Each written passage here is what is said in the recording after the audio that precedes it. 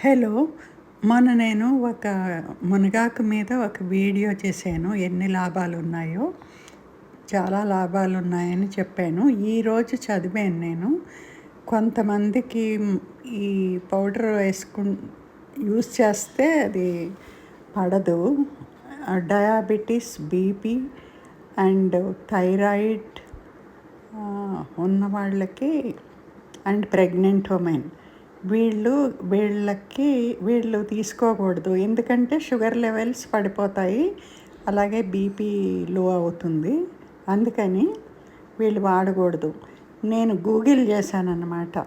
అలా sugar levels పడిపోతే అయితే మనం స్వీట్ తిన్నప్పుడు ఈ మునగాకు పౌడర్ వాడవచ్చా అని గూగుల్ చేస్తే దానిలోనో అదేమీ సొల్యూషన్ కాదు. దానికి మనం డాక్టర్ సలహా తీసుకునే వాడాలి అని వచ్చింది. అదే చెప్పాలనుకున్నాను. నేను మొన్న మా ఆడపడుచు ఇంటికి భోజనానికి వెళ్ళాను, లంచ్కి.